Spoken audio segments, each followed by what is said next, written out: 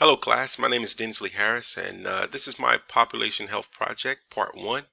We're going to talk about teen mental health, and that's the community that I chose, and we'll get right into it. So, mental health in teens. Why has this diagnosis grown so rapidly in the United States? Well, there's not a clear answer to that question. I searched and searched and searched trying to find just one particular thing that contributed most to more diagnoses of teens with mental health disorders, but could not find one. There are many reasons and many uh, outcomes that would facilitate mental health disorders in teens. One specific, I can give you a little bit of a heads up. It's people in low income communities, people with parents that are either drug addicts or alcoholics, or if there's domestic violence in the household, that can contribute significantly to mental health issues in teens. But let's get right into the next slide. First, I am not against mental health. That's what this disclaimer says, is that I am not against mental health people. I'm not against the diagnosis of mental health. I am not one way or another. I am just in the middle. I just want to make sure that people with health concerns have the ability to take care of those concerns without being judged from anyone, and that we all treat them as like they have any other illness or injury.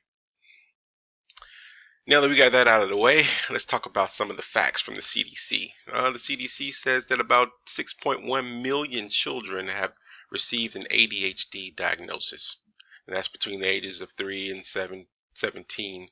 4.5 million have diagnosed behavior problem. Another 4.4 million have diagnosed anxiety, and another 1.9 million have diagnosed depression. Adding all those numbers up together, you get roughly about a 20% of all teens have some type of mental health concern or illness that they're dealing with. That means 1 in 5 of our teenagers have a mental health issue, and I believe that that's quite significant and something that needs to be looked at a little bit closer. Looking at this chart here, it shows the age groups and where they fall as far as depression, anxiety, and behavior disorders. Of course, you can see with your own eyes, but that 12 to 17%, 12 to 17 years olds have increased depression, anxiety, and behavior disorders. The 6 to 11 have a few more behavior disorders in the last group there, but on average, the 12 and to 17 age group has the bulk of those percentages of behavior disorders, depression, and anxiety. Why is that? Some studies believe that at this age, young adults are experiencing increased stress, either from school or at home. And some children whose parents have mental health diagnoses are more than twice as likely to have depression or anxiety themselves.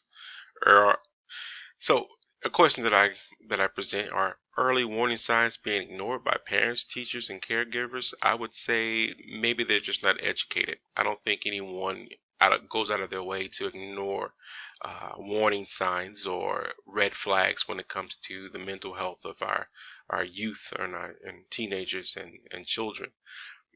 But children whose parents have mental health diagnoses are more than twice as likely to have depression or anxiety. I can agree with that. I believe that you are truly a product of your environment. If you grow up in an unstable environment or an environment that maybe the parent is not being treated for their mental health diagnoses, maybe it's untreated, unmedicated, no therapy has been given to that patient or to that parent, and unfortunately for the child, they have to suffer the brunt of either a overly anxious person as a parent or a depressed parent.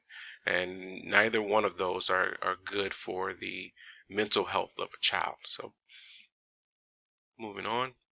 Here's a short video. I hope you can hear it, but it's from the Penn State and it concerns teen health.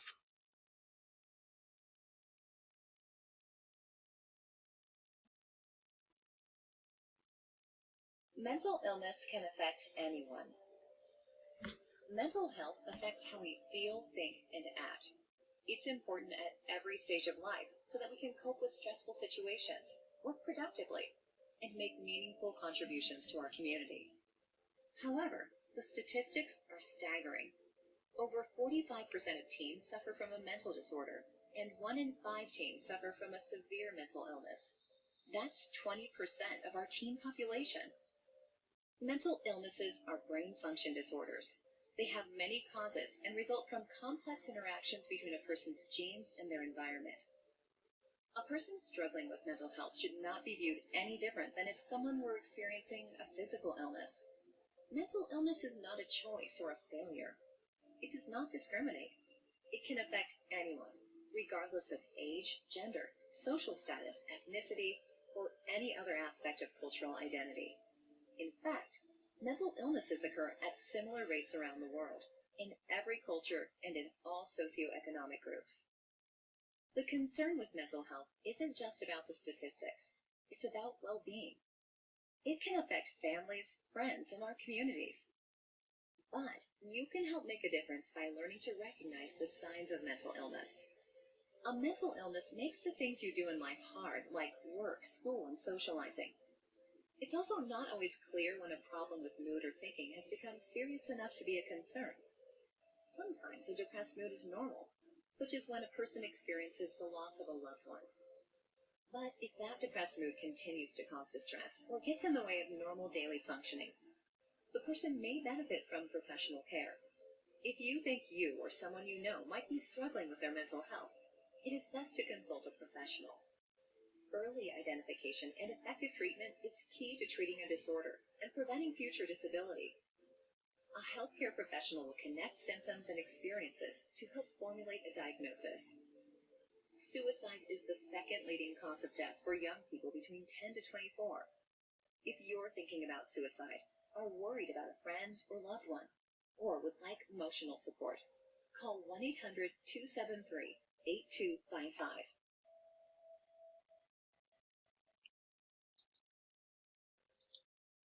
Thank you for watching and listening to that. Let's move on. So, what can be done? Well, in order to decrease this number and promote a healthy community of teens, education has to be at the forefront. So, in all aspects of population uh, help or in population health, education is always going to be number one. Um, Not so much for the people that are experiencing the condition, but for those around them that don't know what mental health looks like. And a program does exist. It's called Teen Mental Health First Aid. It is comprised of 3 5-minute classroom sessions with teens aged 13 to 18. It's designed to educate and test relevant measures of student knowledge, attitude, and behaviors. This is always a good first step because education, like I said before, is very important, and it lets the other classmates and people in the classroom with other teens kind of get an idea of what to look for in mental health. So much, so many people are oblivious or ignorant to the fact of mental health that they may have biases or they may call the student names or bully or pick on, but if you can give people education so that they can at least know what it looks like to have a mental health issue, then they can maybe talk to that person about what's going on, and maybe even just simple things like asking them, are you okay? And next slide here. So my question to the class would be, why do you think so many teens are reporting depression, anxiety, and behavior disorders? Thank you for watching and listening. This is Densley Harris. Goodbye.